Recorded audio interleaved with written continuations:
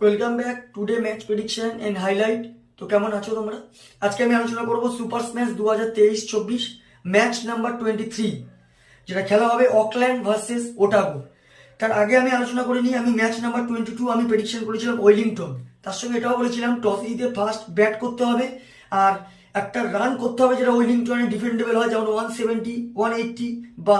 তো এখানে যথেষ্ট রানটা কম করে ফেলেছিল ওয়েলিংটন, যার জন্য সেন্ট্রাল ডিস্ট্রিক্ট ম্যাচটা চেস করে দেয়। তো আমি একটা কথাই বলে দিই, যখনই আমি কোনো পিচের ক্যালকুলেশন করব তখন সেই পিচে অনুযায়ী যদি রান না হয় তখনই বুঝে নিতে হবে সেকেন্ড ব্যাট জিতে যাওয়ার চান্স বা অন্য টিম আমার এগেনস্ট টিম জিতে যাওয়ার চান্স বেশি। তো এখানে রানটা করতে পারিনি ওয়েলিংটন, যদি 170 করতো প্লাস করতো তাহলে হয়তো ডিফেন্ড করে দিত। তো যাই হোক, কাল খেলা হবে যেটা 14 জানুয়ারি 2024-এ match number 23 Auckland versus Otago. খেলাটা হবে ইন্ডিয়ান টাইমে ভোর 5টা AM খেলা, ভোর 5টা AM খেলা।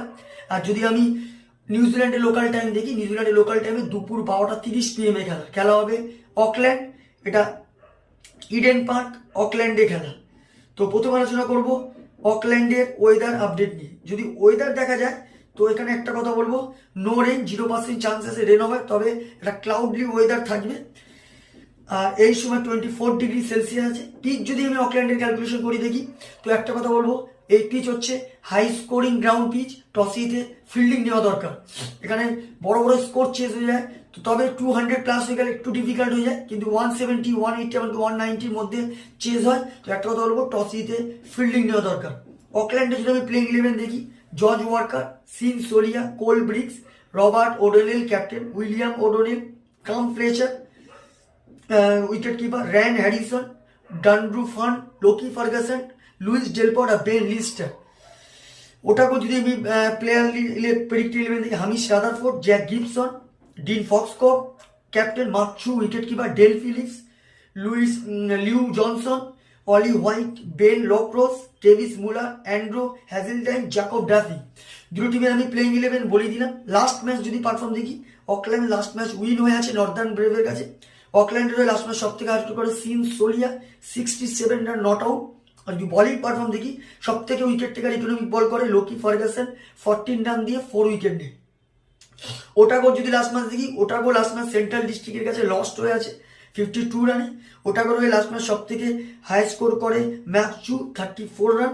আর যদি বলিং পারফর্ম দেখি, সব থেকে উইকেট টেকার ইকোনমিক বল করে অ্যান্ড্রু হ্যাজেলডাইন, 30 রান দিয়ে 1 উইকেট নেয়।